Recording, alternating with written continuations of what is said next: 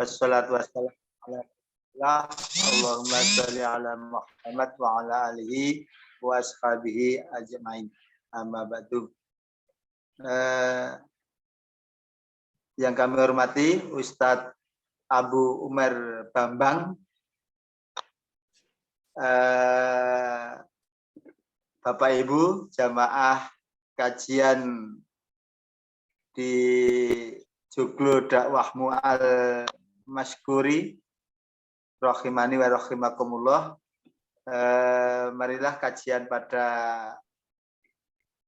petang hari ini segera dimulai mengingat waktunya sangat pendek. Untuk itu monggo Ustadz, namun sebelumnya kita buka bersama dengan membaca basmalah. Bismillahirrahmanirrahim. Untuk selanjutnya kami persilahkan Ustadz Abu Umar.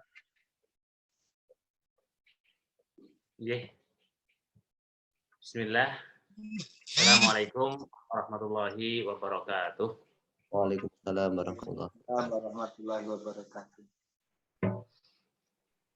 Alhamdulillahi wahidil qahar wa khalaqa laila wan nahar wa ja'ala samawati wal bihar sakhara samsa wal qamar asyhadu an la ilaha illallah wa asyhadu anna muhammadan abduhu sayyidul mursal wa ala alihi sahibul mukhtar wa man tabi'ahum bi ihsan ilal jannati wan nar.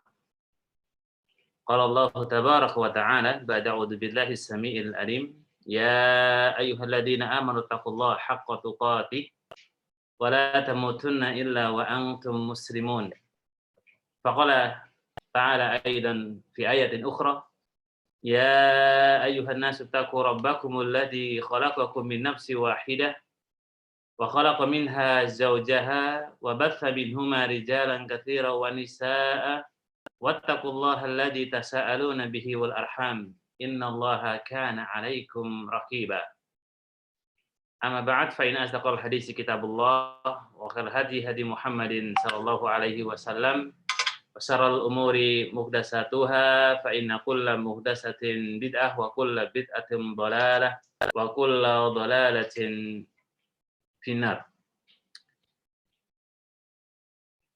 Yang kami muliakan dan yang kami hormati teman-teman sekalian yang ada di virtual Zoom dan jamaah kaum muslimin wal muslimat, hadirin hadirat, arsadana wa arsadakumullah.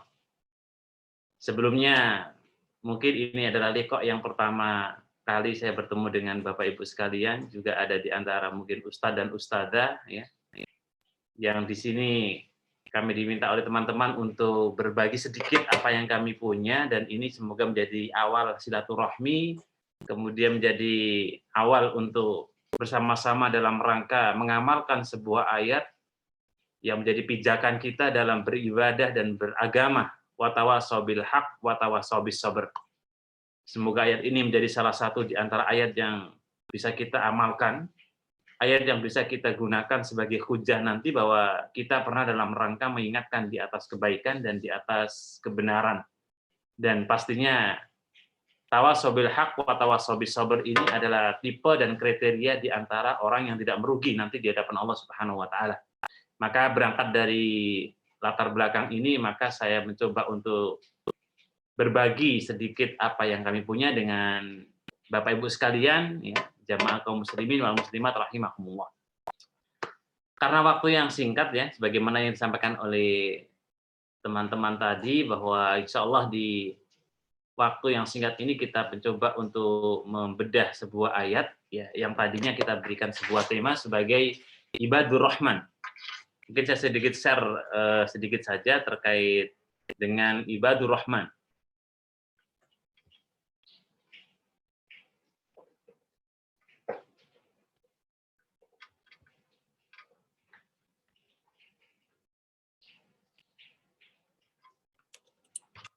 Ya, salah satu di antara kriteria seorang yang mendapatkan predikat yang terbaik, seorang yang mendapatkan predikat yang kemudian benar-benar orang ini disebut sebagai ibadur rahman, ya, pastinya butuh kiat dan usaha untuk menjadikan diri tersebut senantiasa mendapatkan sanjungan, mendapatkan pujian, dan bahkan kalau bisa kita sebagai seorang muslim yang kemudian Allah Ta'ala terkesima dengan kita.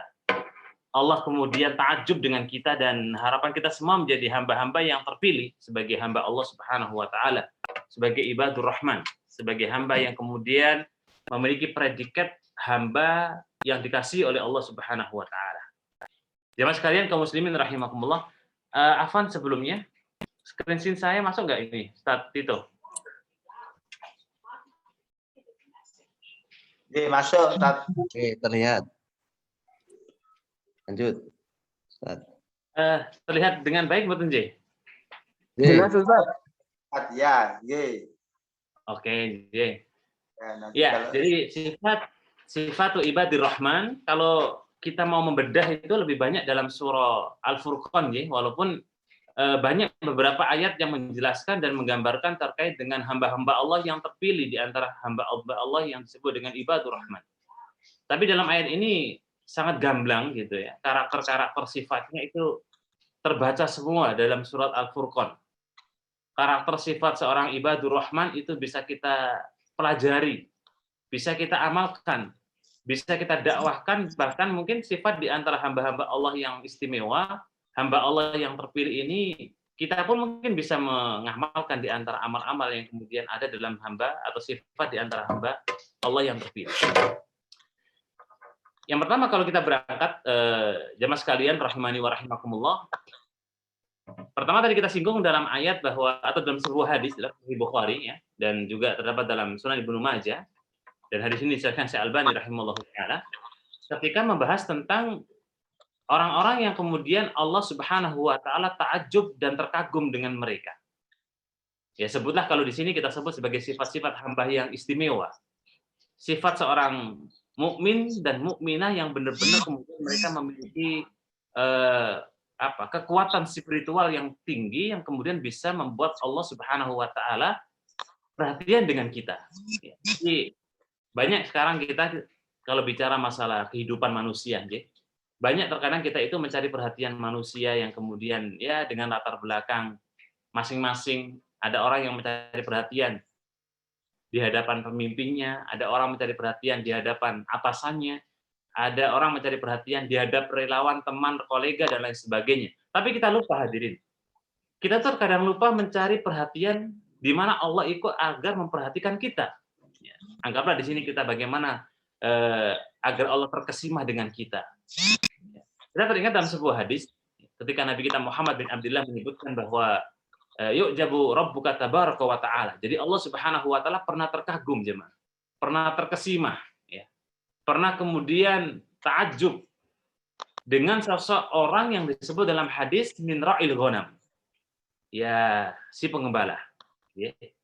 Kalau kita lihat status secara kehidupan, status secara kemudian ekonomi, status secara kemudian bagaimana jabatan, kemudian pangkat, yang namanya ra'il ghanam, si pengembala itu ya pastinya tidak terlalu tidak terlalu mulia kalau kita bicara masalah ekonomi, secara pekerjaan. Tetapi yang menarik adalah ketika Allah Subhanahu wa taala kemudian sebut ra'il ghanam ini sebagai sosok orang yang Allah ta'ajub dengan dia.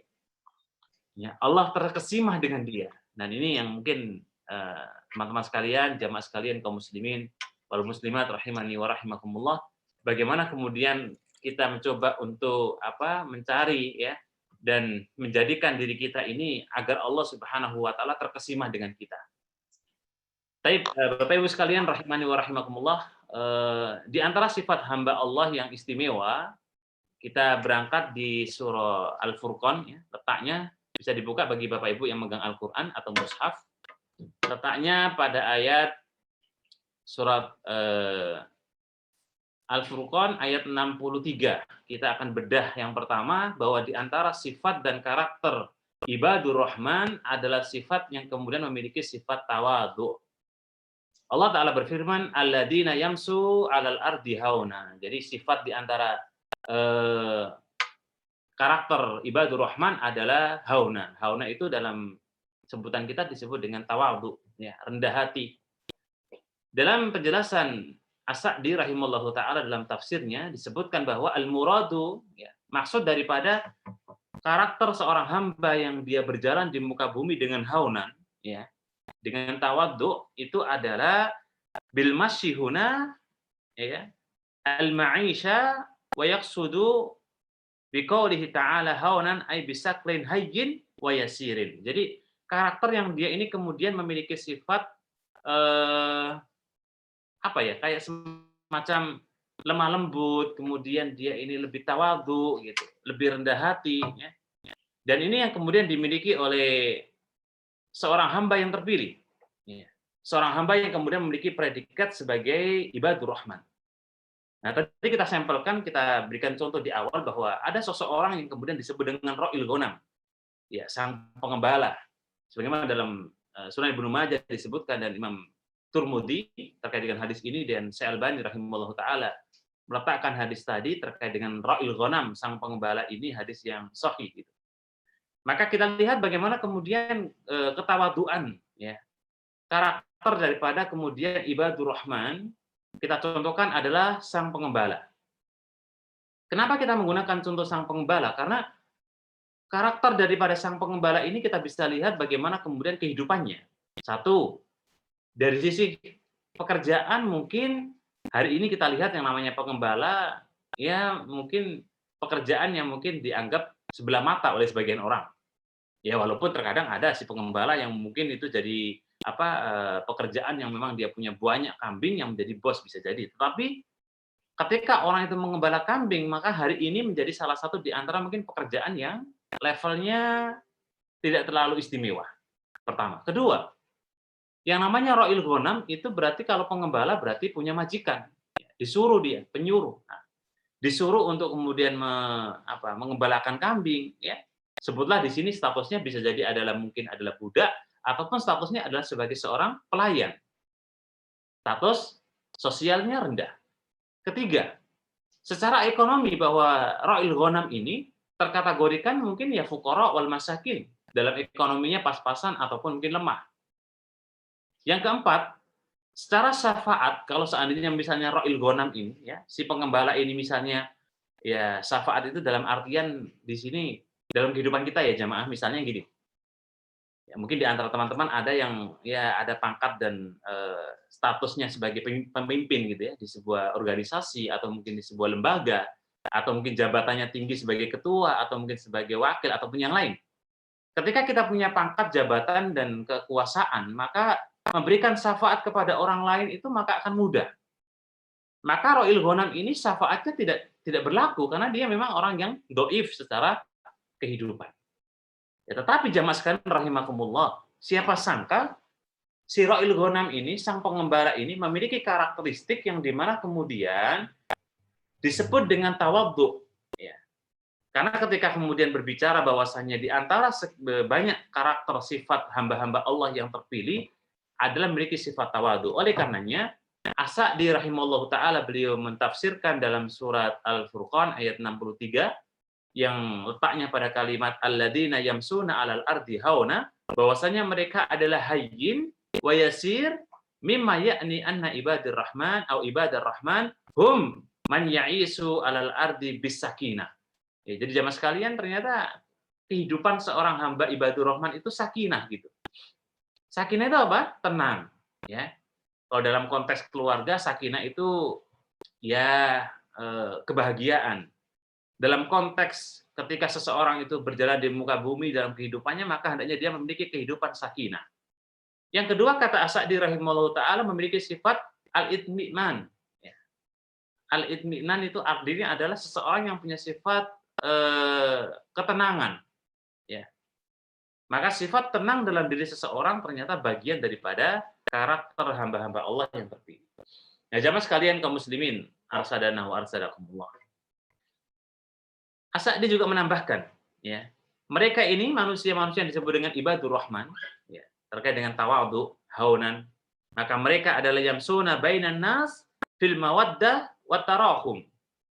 Ya, ini kalau kita mengambil bab ini adalah mungkin kajian kita lebih terkait dengan tawadhu itu bukan cuma ketika kita punya ilmu, tetapi terkait dengan berinteraksi dengan sesama. Ya, berinteraksi dengan sesama dengan senantiasa bil mawaddah, penuh dengan kasih sayang, penuh dengan kemudian tarahum, ya. Dan ini karakter ya daripada ibadur rahman, bukan kemudian ibadur rahman hamba Allah yang terpilih itu apa ya, punya karakter yang apa mungkin keras ya. Tegas boleh ya, tegas boleh, tapi kalau kemudian keras, kemudian galak tidak pada tempatnya, kemudian arogan, kemudian ucapan perkataannya itu kemudian suka menyinggung, suka menyakiti, itu belum terkategorikan sebagai ibadur rahman dengan poin yang pertama kategorinya adalah haunan. Ya. Bukan cuma itu. Para ulama dalam tafsirnya menjelaskan bahwa kalimat haunan, orang-orang yang disebut dengan ibadur rahman yang punya sifat haunan, tawadduan adalah mereka orang-orang duna ayatakabbaru. Jadi ya tidak punya sifat takabur. Karena biasanya kalau orang itu punya jabatan, ya punya posisi lah, punya pangkat, jabatan, kedudukan, harta, ya mungkin juga masalah bab ketampanan. Dia punya ketampanan fisik, memiliki kemudian wajah yang baik, wajah yang sempurna bagi menurut dia. Terkadang kemudian dia takabur. Ternyata itu bukan sifat di antara ibadur rahman. Karena apa? Karena takabur. Ya. Begitu pula di antara sifat ibadur rahman dalam tafsir yang lain disebutkan yang masih kita bicara masalah haunan atau tawadduan adalah orang-orang itu la yakhtalun ya ala ikhwanihim al-mu'minin. Tidak membantai saudaranya kaum muslimin. Ya, ternyata itu bagian daripada sifat yang kemudian dimiliki oleh seorang yang disebut dengan ibadur rahman dengan kalimat haunan. Berarti kalimat haunan atau tawadduan itu tidak membantai, tidak kemudian mendolimi, tidak menyakiti saudaranya kaum muslimin. Ya, maka oleh karena itu jamaah sekalian kaum muslimin rahimani wa rahimakumullah, yang saat ini ya kasus yang sangat real dan gamblang di hadapan kita itu bentuk menyakiti seorang muslim dengan muslim yang lain bisa dengan bentuk bully, ya, dengan bentuk mencaci, dengan bentuk kemudian merendahkan di hadapan orang lain. Mungkin dia merasa punya kayak ya kekuasaan ataupun jabatan atau kemudian pangkat, padahal ketika Abu Musa al-Asy'ari ya radhiyallahu taala anhu beliau pernah bertutur di mana Nabi kita Muhammad bin Abdullah pernah menekankan ada arba'un min amril jahiliyah lam yatrukuhunna. Jadi ada 4 perkara jahiliyah kata Nabi yang sangat berat, sangat sulit untuk ditinggalkan oleh umat Muhammad sallallahu alaihi wasallam. Ya. 4 itu Nabi sebut yang pertama adalah al-fakhru fil ahsab. Dia bangga dengan garis keturunan. Ini loh saya anaknya ustadz misalnya. Ini loh saya anaknya pemimpin A. Ini loh saya anaknya kemudian yang punya pangkat, punya jabatan dan lain sebagainya. Ya kalau dulu di zaman Nabi, mereka yang berbangsa Quraisy membanggakan kekureisannya. Bahkan begitu juga yang berwarga Aus ataupun Khazraj, mereka pun juga berbangga dengan itu. Maka Nabi sebut termasuk di antara perkara jahiliyah orang itu bangga. Ya, makanya tadi poin di antara makna kalimat haunan atau tawadduan adalah tidak boleh kemudian ayyakhtalu ala ikhwanihim al-mu'minin wal muslimin. Tidak boleh bully, tidak boleh kemudian membanggakan ya. Karena itu termasuk di antara perkara jahiliyah. Yang kedua jamaah sekalian, di antara perkara jahiliyah yang kedua adalah Nabi sebut at-ta'nu. Biasanya kalau sudah bangga ya, menyombongkan dengan nasabnya, maka ada kecenderungan untuk merendahkan orang lain. Wa na'udzubillah. Ya. Kalau itu terjadi kemudian orang itu merendahkan orang lain atau nufil ahsab, maka ini na'udzubillah. Itu yang terjadi bagaimana kemudian dulu di zaman jahiliyah. Sampai hari ini ya. Ya mungkin Bapak Ibu jamaah sekalian kaum muslimin wal muslimat rahimakumullah bisa bisa melihat kanan kiri kita. Bisa mempotret ya bagaimana kemudian pemandangan yang ada di sekitar kita. Ya. Kadang-kadang memiliki jabatan, pangkat, harta, materi, ya mungkin orang yang di bawahnya direndahkan, dihinakan. Alhamdulillah. Ya. Kalau kemudian dia punya sedikit saja kekuasaan, punya kesempatan, dia kemudian banggakan dirinya, dia rendahkan orang lain. Maka ingat, kalau sampai itu terjadi dalam diri kita, maka dalam diri kita itu ada perkara-perkara jahiliyah ya, dan perkara jahiliyah min amrid al-kabair. Saya Muhammad bin Abdul Wahab rahimahullah taala beliau mencantumkan, jika perkara jahiliyah itu melekat dalam diri kita, maka itu bagian daripada al-kabair, dosa-dosa besar. Ya, karena itu jahiliyah. Di mana era-era jahiliyah dahulu, naudzubillah, ya, masa-masa gelap. Baik, kemudian yang ketiga jamaah sekalian, termasuk di antara perkara jahiliyah adalah an-niyahah, ya, meratapi jenazah. Kemudian yang keempat, ya, atau dalam berita yang lain itu juga nomor 3 adalah at-ta'nu al-istisqa'u bin nujum. Jadi percaya dengan adanya ramalan-ramalan bintang. Baik, jamaah sekalian kaum muslimin rahimakumullah, kembali ke poin kita yang pertama bahwa sifat ibadur rahman adalah haunan wa tawaddu'an. Ya, makanya kita teringat ya bahwa bagaimana kisah para ulama kita dulu seperti tabi'in, atba'ut tabi'in, sahabat Nabi. Mereka orang-orang yang apa ya? Contoh misalnya Hasan Al-Basri ya, rahimahullah taala, seorang tabi'in yang kedua atau tabi'ut tsani, itu beliau dengan ilmu tafsirnya yang begitu luar biasa.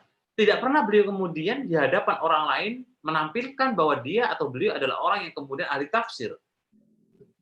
Lebih banyak untuk diem, ya. Sampai-sampai pernah suatu ketika ada orang ini menganggap bahwa Hasan Al-Basri ini orang yang tidak bisa berbicara gitu. Tidak bisa kemudian membuat sebuah statement ataupun kalimat-kalimat yang enak didengar gitu. Karena pendiam. Tapi siapa sangka jamaah sekalian rahimakumullah, ketika ada sebuah undangan kayak semacam kalau hari ini misalnya diminta untuk ngisi kajian tabligh akbar gitu ya. Nah, undangan itu sampailah kepada beliau tapi melalui orang tadi. Maka di saat kemudian dibaca ternyata undangan untuk Hasan Al-Basri ya untuk mengisi halaqah atau pengajian akbar di tempat A. Maka terkagetnya ketika kemudian Hasan Al-Basri jamaah sekalian duduk di sebuah mimbar atau di sebuah tempat duduk beliau, maka la yakhruju min famihi illa ma qala Allah wa qala Rasul. Jadi tidak keluar dari lisan beliau melainkan Allah berfirman, Nabi bersabda, sahabat berkata, tabi'in berkata dan lain sebagainya. Maka yang keluar adalah ma qala Allah wa qala Rasul wa qala sahabat. Ya. Maka itulah bagaimana ulama-ulama kita telah mendahului kita dalam bab masalah ketawaduan dalam semua hal, ya. Ketenangan dalam diri kita dalam semua aspek.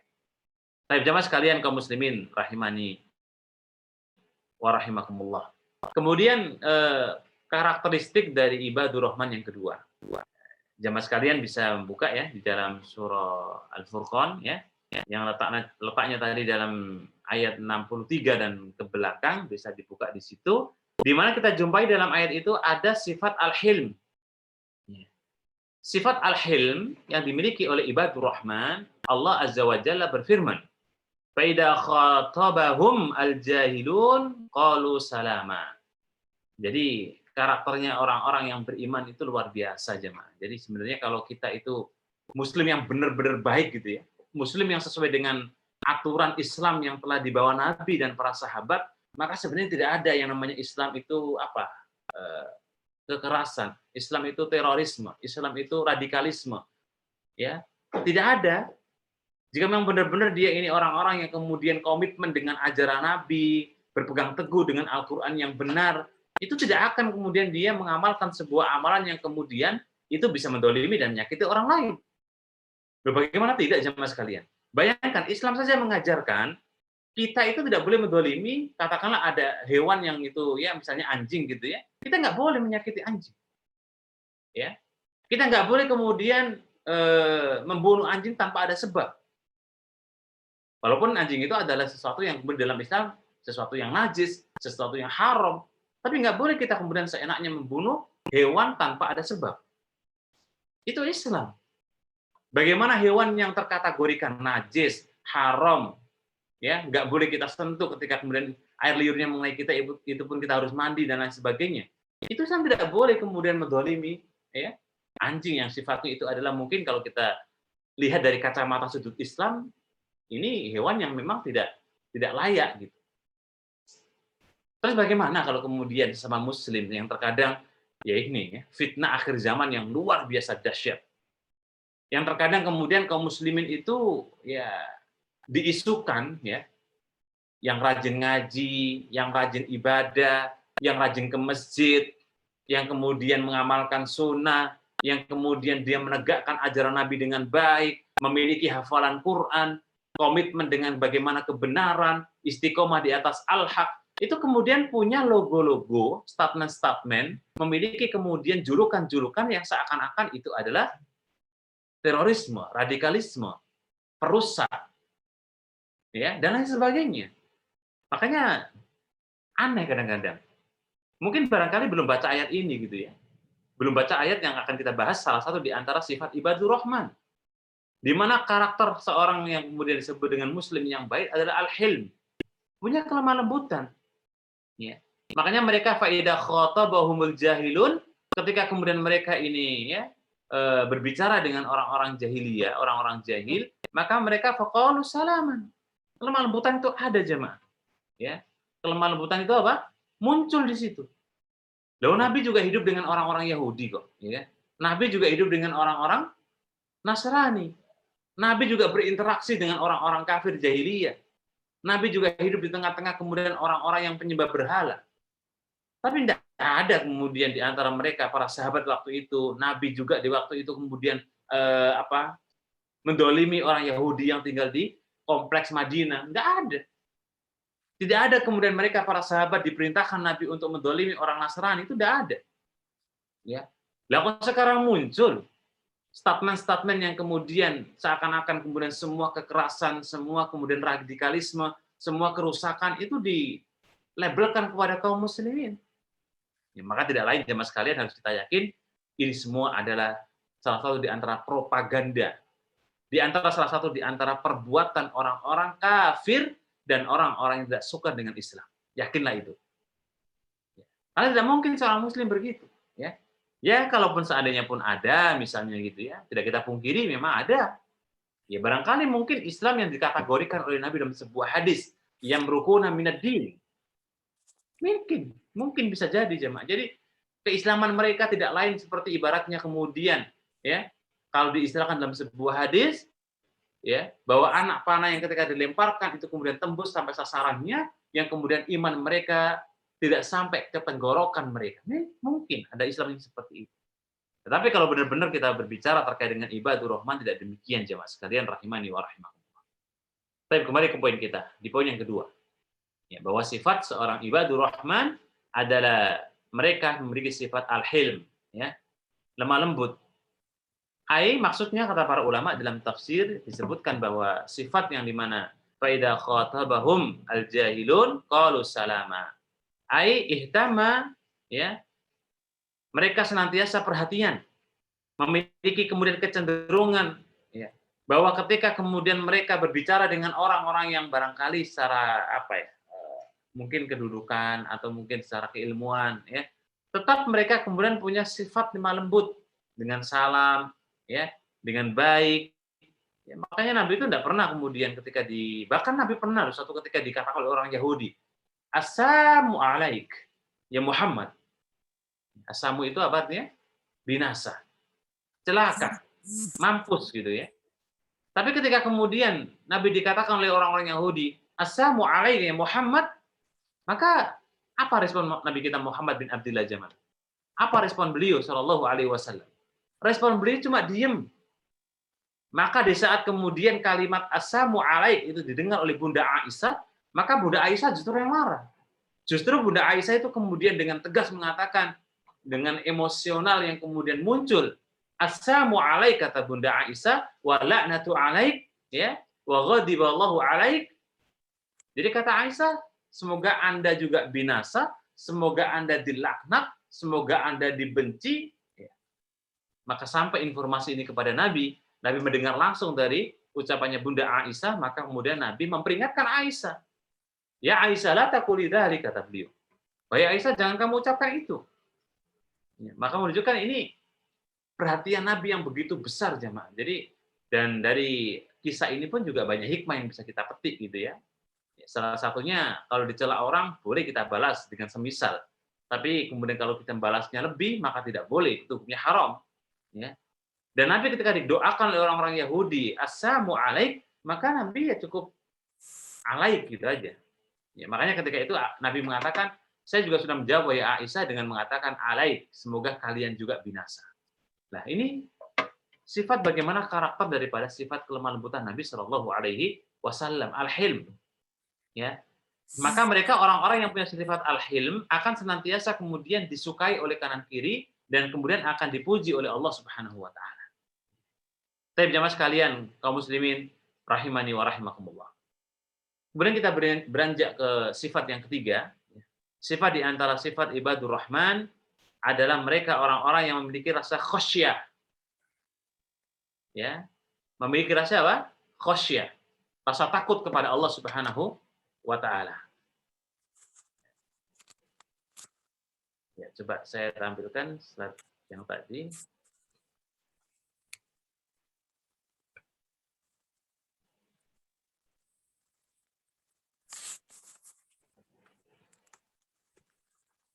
Ya.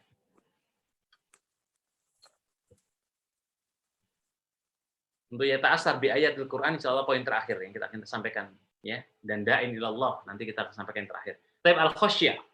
Ya, al-khasyah itu artinya adalah rasa takut kepada Allah Subhanahu wa taala. Dan ini jemaah sekalian rahimakumullah yang semoga waktunya cukup nanti ya. Dan sebenarnya nanti monggo silakan dipertajam kembali ya, di dalam ayat surat Al-Furqan sampai terakhir nanti bisa banyak manfaat di situ. Nah, tambahan dari kami bahwa al-khasyah, rasa takut ini kan tadi kalau kita kisahkan terkait dengan Ra'il Ghanam, ini juga ada sangkutannya, ada kaitannya dengan itu gitu ya, bahwa al-khasyah itu rasa takut kepada Allah Subhanahu wa taala. Di mana Allah taala berfirman, "Walladzina yaquluna rabbana", ya, bahwasanya mereka orang-orang yang mengatakan wahai Tuhan kami, jauhkanlah kami dari adab jahanam, ya. Inna adzabaha kulla gharama, bahwa adabmu ini adalah sangat keras. Maka rasa takut jamaah sekalian rahimakumullah salah satu di antara identitas seorang mukmin yang baik ya. Makanya kenapa sih kalau kita bicara khasyah itu kan identik dengan orang yang memiliki pemahaman ilmu yang baik gitu. Identik dengan orang yang kemudian dia memahami terkait dengan kaidah-kaidah ilmu. Karena khasyah itu salah satu di antara identitas orang yang berilmu jemaah. Allah Azza wa Jalla berfirman, "Innama yakhshallaha min ibadihil ulama'u." Jadi orang yang punya predikat dikategorikan ulama gitu ya. Itu mereka adalah orang-orang yang memiliki rasa takut yang tinggi kepada Allah Subhanahu wa taala. Maka oleh karenanya yang ada di ruang Zoom ini ya, dan juga mungkin teman-teman sekalian yang mendengarkan, ketika kita punya rasa takut kepada Allah yang tinggi, walaupun ya barangkali kita tidak disebut oleh orang ustadz ataupun tidak disebut sebagai seorang mubalik, tidak disebut sebagai seorang kiai, tidak disebut sebagai seorang santri, misalnya begitu ya. Tapi kalau kemudian kita punya rasa khasyah, punya rasa takut kepada Allah Subhanahu wa taala, itu hakikatnya adalah seorang yang alim, seorang ulama. Dan ingat, dalam hadis Nabi, dalam Sahih Bukhari, Nabi kita bersabda bahwasanya innal ulama'a warasatul anbiya'i. Yang namanya ulama itu adalah pewaris takhta para nabi. Dan tadi kita katakan orang-orang yang punya predikat ulama itu adalah orang yang punya karakter sifat khasyah. Ya, rasa takut kepada Allah Subhanahu wa taala. Ya, maka sering sekali kami contohkan jamaah sekalian rahimakumullah. Ya, jadi karena kita di pesantren begitu ya, di dunia pendidikan, saya kira juga Bapak Ibu sekalian, hadirin hadirat yang juga bergelut di dunia akademik, di dunia pesantren, di dunia sekolah, pasti punya siswa-siswa, punya santri-santri, punya mahasiswa. Kita tanyakan pada mereka, anak-anak kita. Kalau bicara masalah ilmu, ya pastinya mereka orang-orang yang kita ajari ilmu gitu. Nah, pertanyaannya adalah sejauh mana ilmu itu punya dampak terhadap khasyah kita kepada Allah Subhanahu wa taala. Ya, saya ulangi. Kalau kita belajar, kalau kita menuntut ilmu, kita punya santri, punya siswa, punya mahasiswa, pertanyaannya adalah, ilmu yang kita berikan kepada mereka itu sejauh mana dampaknya terhadap rasa takutnya dia kepada Allah Subhanahu wa taala. Kalau mereka tidak punya rasa takut kepada Allah Subhanahu wa taala, maka ilmu itu seakan-akan tidak membekas.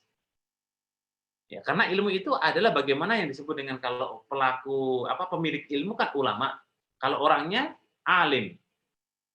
Kalau orang-orang alim, ulama, orang-orang yang berilmu, itu buahnya adalah rasa takut kepada Allah Subhanahu wa taala. Ya, saya teringat dalam sebuah kisah jemaah, bukan kisah ya, ini fakta kenyataan yang waktu kami di Surabaya gitu ya. Suatu ketika pernah kita bersama dengan Syekh yang dari Timur Tengah gitu.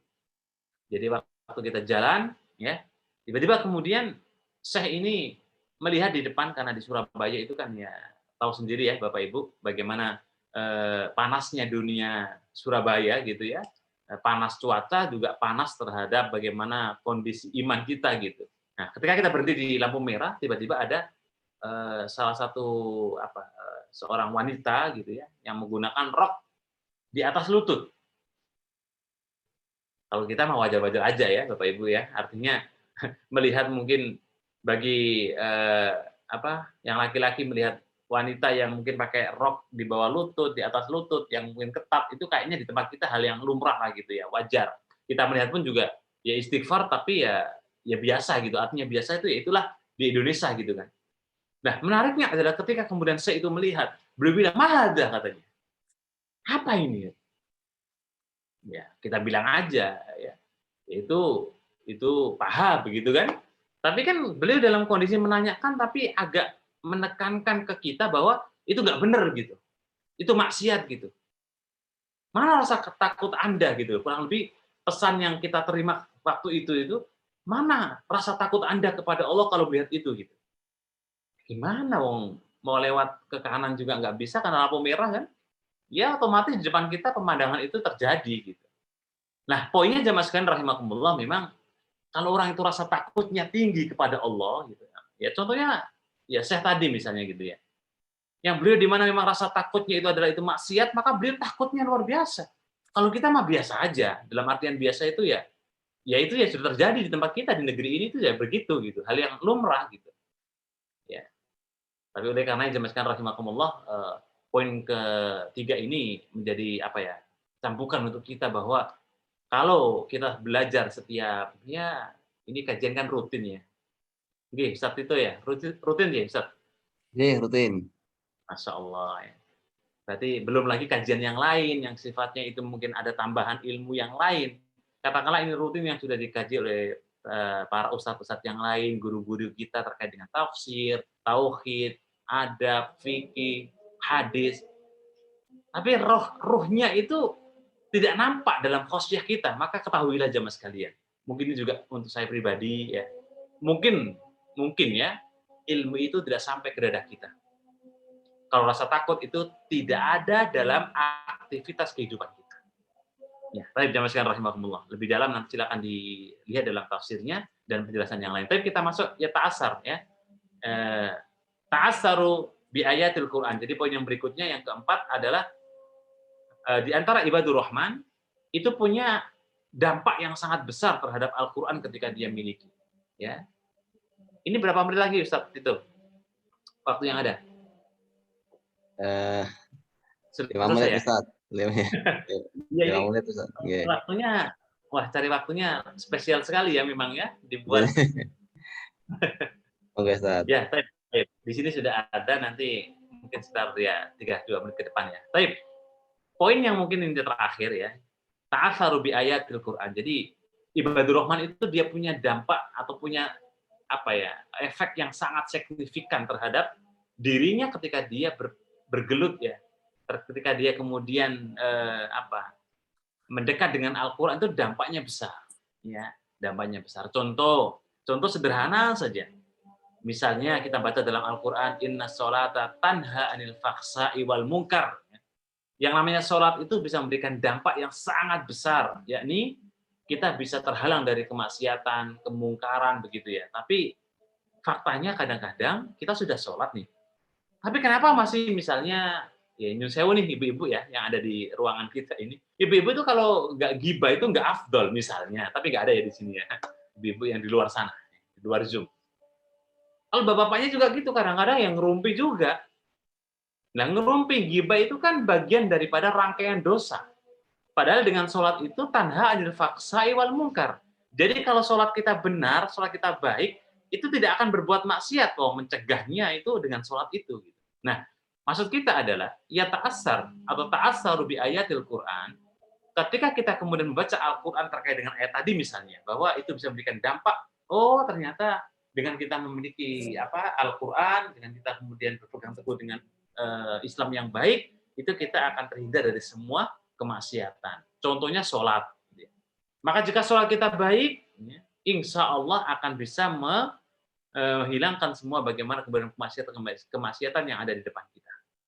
Sehingga jemaah sekalian kaum muslimin rahimakumullah, di antara bagaimana kemudian seorang mukmin, seorang muslim yang baik dan memiliki ruh dalam hidupnya. Wabil khusus bagaimana kita membuat diri kita menjadi ibadur rahman yang kesekian ya. Karena kalau sudah menjadi ibadur rahman jemaah sekalian, sebutlah istilah lainnya adalah wali Allah begitu ya. Maka insya Allah semua lisan kita, panca indera kita, hati kita insya Allah akan dijaga oleh Allah Subhanahu wa taala. Wallahu a'lam bishawab. Ini karena waktu yang mungkin ya sudah masuk sholat Isya. Mungkin cukup dari kami ya. Jika ada benarnya mari kita lakukan amaliyah bareng-bareng ya. Tapi kalau ada salah dan khilafnya mohon untuk dimaafkan dan dibuang jauh-jauh. Karena itu semua datangnya dari saya pribadi dan dari syaitan. Wallahu a'lam bishawab. Aku lupa dihada. Assalamualaikum warahmatullahi taala wabarakatuh. Waalaikumsalam warahmatullahi wabarakatuh.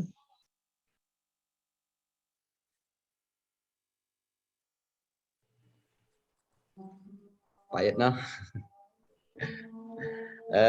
Terima kasih jazakumullah khair Ustaz Abu Umair atas tausiahnya pada malam hari ini. Bapak-bapak, Ibu sekalian, demikian apa yang disampaikan oleh Ustaz Abu Umair terkait dengan ciri-ciri dari ibadur rahman. Yang pertama adalah haunan, yakni tawadu. Kemudian yang kedua adalah hilm, yakni lemah lembut terhadap sama muslim. Kemudian yang ketiga adalah al-khosyah, yakni takut kepada Allah Ta'ala.